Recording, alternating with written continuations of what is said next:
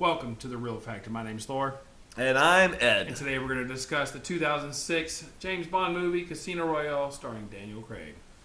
So this was Daniel Craig's, obviously, his first foray into James Bond after taking over the role from Pierce Brosnan. The director of this, Martin Campbell, is actually directed the first Pierce Brosnan James Bond, GoldenEye. Excellent.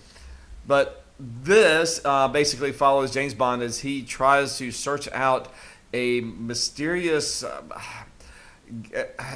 guy who is trying to take money that he's using from other bad guys from all over the world, and he's investing into stocks and everything to try to grow his own wealth. Well, when James Bond thwarts a scheme of his to make a lot of money, and he now owes like $120 million to all of his investors.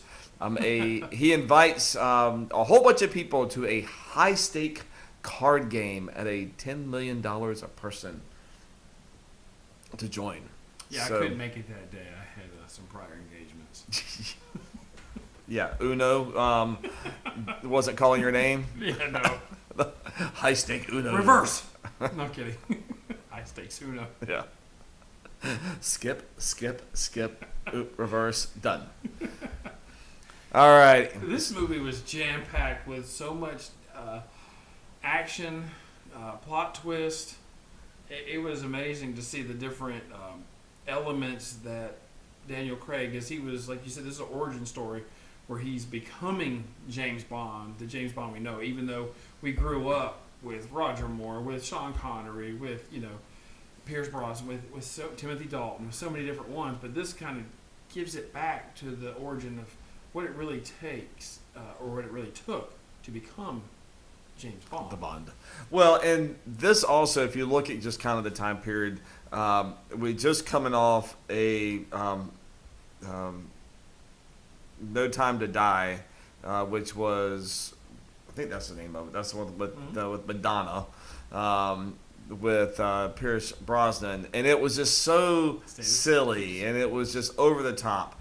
And just sing. They decided to kind of ground it back. Born Identity had just kind of come out, and a lot of that realistic, super spy, type of movie had just Cloak and Dagger. It had all kind of taken over, and it was like, well, what would happen if we kind of put James Bond into that more realistic world? And if you notice in this, there's no gadgets.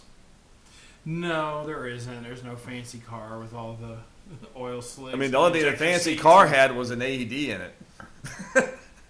Yeah, which is strange. Who puts a AED in the car?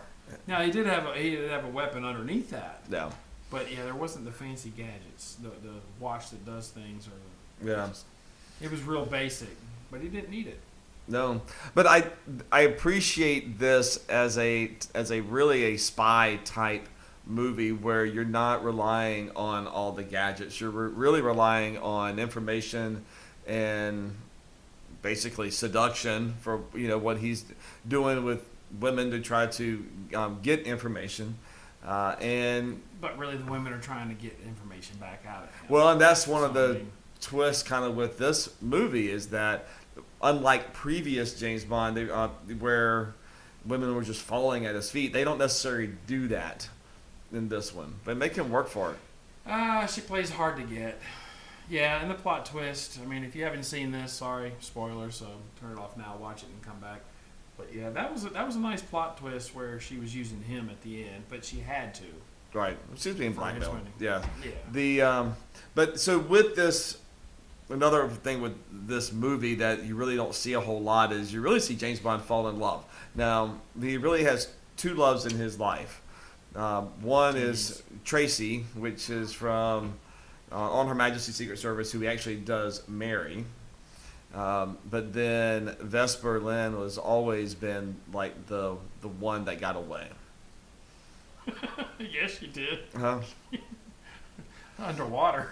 Well, but I mean, he's. No, I know. It's the one that he really, other than. But she didn't fall. She wasn't in love with him.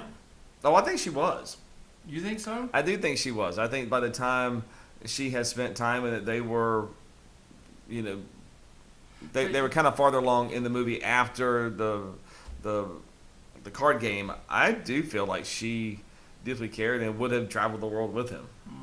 I disagree, but I think when told Bond, you know, that she had a boyfriend or fiance, was it? I don't know. It was a boyfriend. That she was in love with. That, I mean, I guess she could have fallen out of love and fallen in love with Bond, but that's why she betrayed Bond, was for the boyfriend, because she was being blackmailed. Right, but she didn't want to also, I mean, I'm sure she didn't want to be the cause of somebody's death, you know, but then she sacrificed herself. I know. Like a good girl. Why? Why sacrifice yourself? He had already knocked out all the other bad guys, well, except for Mr. White, until that point. Maybe she felt like she had no way out. I don't know. I don't know. The mysteries of Vesper. But the book, like you said, you know, the book she dies too, so it's the way it goes. Yeah. But I think it was interesting, the involvement with was it the Ugandans? Right. Well, the faction in Uganda, not the Ugandan government, okay, but there's, you know, armed dealers and everything, right, rebels that he was getting the bad guy was getting his money from, right, to go against this airline thing, the whole stock that was going to skyrocket, and he's like, I'm betting against it. That's because he was going to sabotage it and make it. So what did you think about the first big action set piece in with near the Uganda, you know, embassy, where they were basically the parkour? Yeah, a lot of that was, to me, unbelievable. I don't know if there was a real stunt guy doing that. Oh yeah, no, that was really done. Well, then that guy is tremendous, because I don't know how they have the ability to jump the way they did and what they do. So I guess it's parkour, as Michael Scott would say. But no, it was a great action sequence, and you know, this is my first time seeing Casino Royale, so not realizing, it's like Bond was out of character for me, but then realizing this was actually an origin story, then okay, it wasn't out of character. But I know it was a great sequence, but you know, jumping from the cranes and then going into the embassy, and then he's still just taking care of business, which, you know, really, I don't know. I can't speak for spies. I'm not a spy. I've never been a spy. I never will be a spy. I run my mouth too much. I can't imagine that you would still, once you're on an embassy territory or property, that you would still carry out your mission. Well, my whole thing is I can't believe they actually got him out of the embassy alive. Oh no! You know. Well, that's when he did the explosion. Oh, I know, but and then still, he just disappeared. But they had him on CCTV, but they just had his back. They didn't show his face. So nobody knew exactly who he was. They just knew he was a British agent. Yeah. No, I think it was a great sequence, and then not only from that, but then him thwarting the airplane disaster. Yeah, I always thought that was a good sequence, very tense. And the sad part is, when I watch these movies, and Ed will tell you, even when I've never seen it, this is my first time watching it an hour ago. Again, spoilers, because the bad guy put a bomb on there with a little carbine. And as the guy's like standing back going, yep, I'm going to watch it explode, I'm like, Bond put it on him. And he looks down and it's on him. I'm like, okay. And I guess some of the lines, and it's just like, do something a little different. But it was pretty obvious. I mean, that was what was going to be the setup. Too critical. Well, I mean, when you've never seen a movie and you can guess the next line, when James Bond knocked the guy out, and I said, yeah, give him a little pat on the cheek. And the next thing you know, he taps the guy. I'm like, or no, was that was in Big Trouble in Little China? I don't remember now. We watched so many movies recently. Yeah. But it was like, when you can guess these things, it's like, come up with something different. Sorry. This is one of your favorite Bond movies, I believe, right? It is one of my top 3 Bond films. I criticized it, and he was like, excuse me? I told him that he shut the hell up. He did. We were in the middle of watching it, and I said, that was cheesy. And he said, what'd you say? Oh, no. Real serious. I was like, you take mind. That back. I was like, never mind. No. We're not criticizing Bond here. Okay, so this is an origin story, but let's say, do you have a favorite Bond? Well, I mean, my favorite Bond is probably Roger Moore, who I grew up with. Yeah. You know. Ironically, I would agree. And what's funny is when you talk to a lot of Bond fans, aficionados, Roger Moore is not one of their favorites. He is actually towards the bottom, which is funny. Well, it's weird though when you rank I liked him and Sean Connery. If you rank the movies, a lot of Roger Moore's are down the bottom.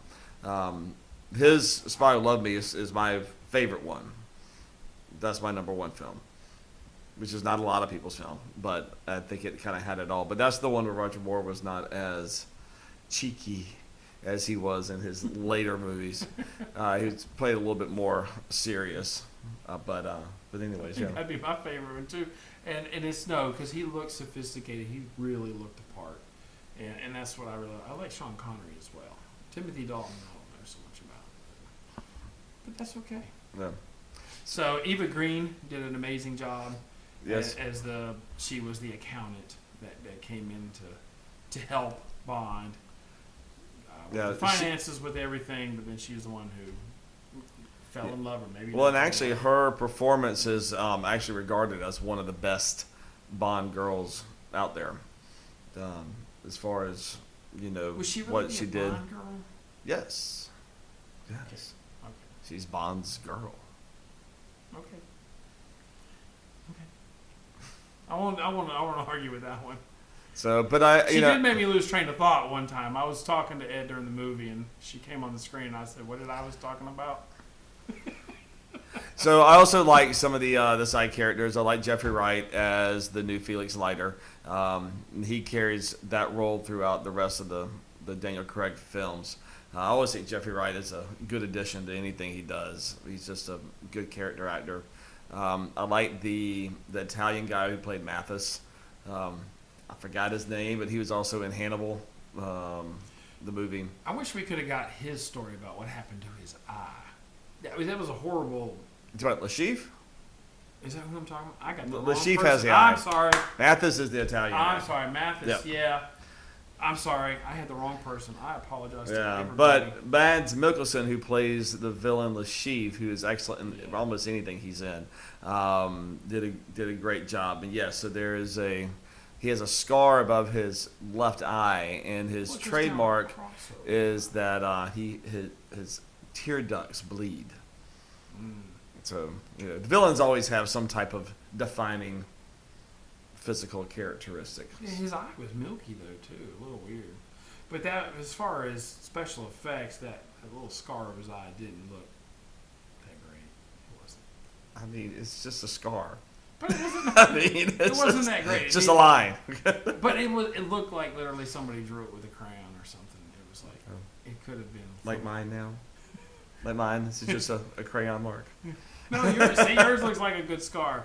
Hopefully it'll heal up a little bit better. But I mean, you're perfect the way you are, of course. I know that. But yeah, for him to bleed blood out of the tear ducts, that's kind of nasty. So I have a friend that had that happen. It's like. Ew. So, and then one of the torture techniques gives another term to ball busting.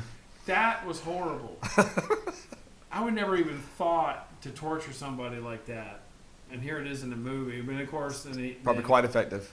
Oh God, it was horrible. No, I would have been like, as soon as they brought it out and realized what they were going to do, we're like, hey, and this, and this, and this, and this, and this, and this is the password. What else do you need? Yeah, like, I do think I don't care.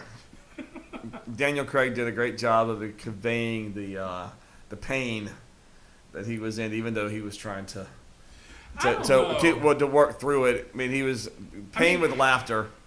Yeah, I mean, it was funny how it turned into a comic thing. That's the classic, like Mel Gibson did in Lethal Weapon and everything.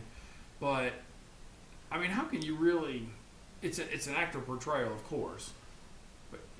And if you've seen the movie, he's sitting naked on a chair with his arms tied behind his back, and they're swinging a rope underneath him to catch him, and where it would hurt for a guy.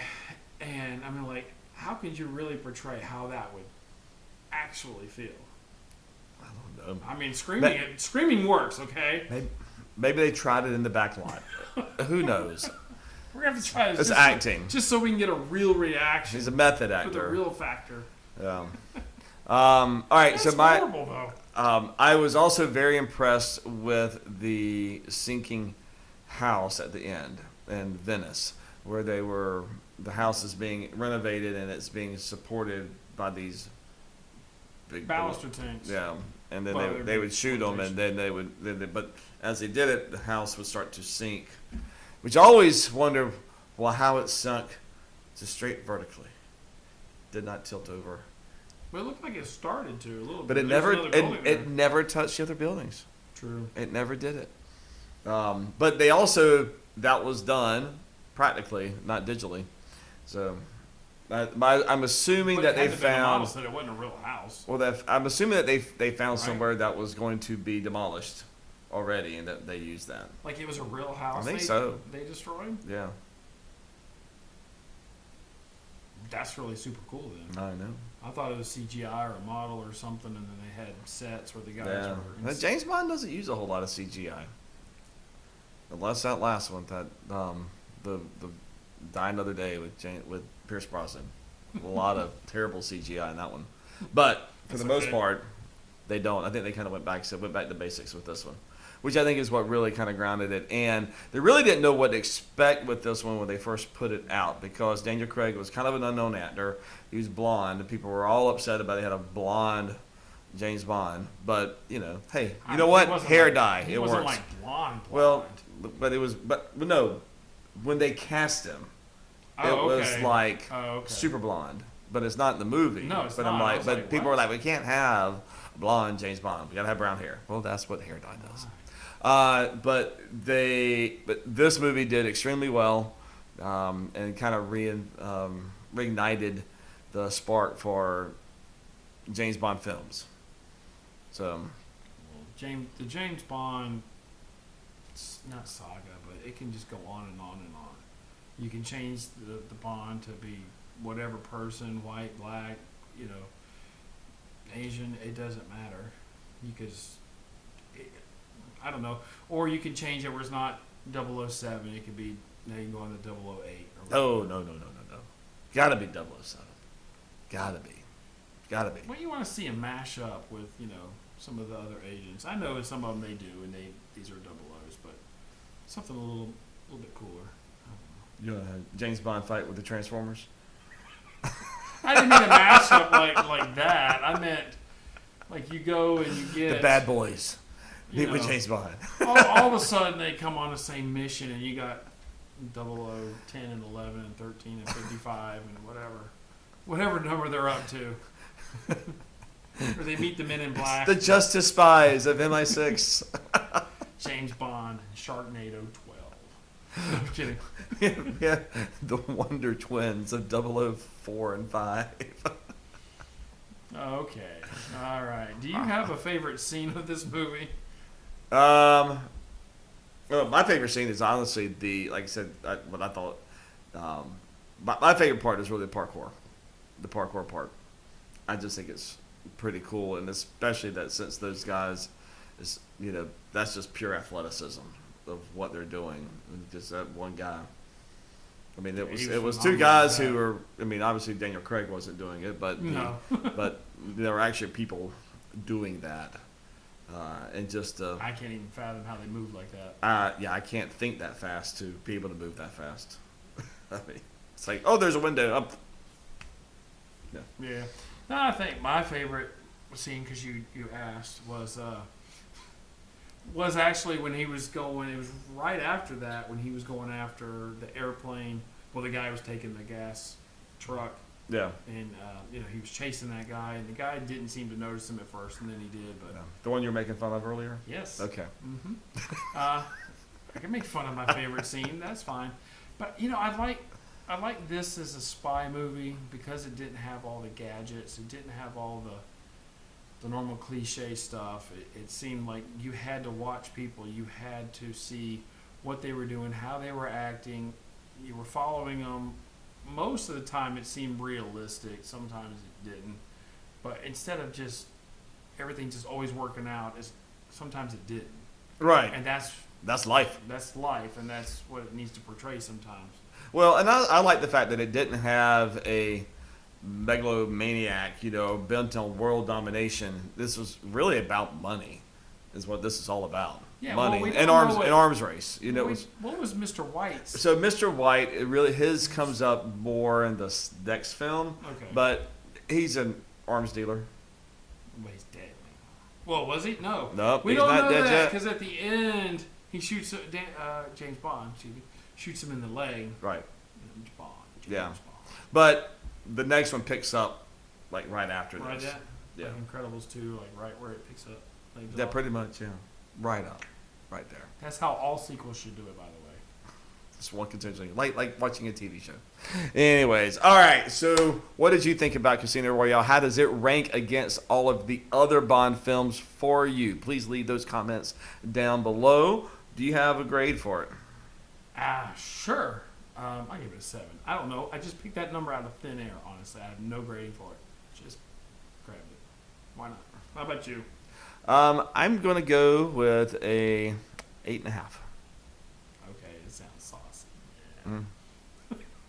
No, I think it's a great.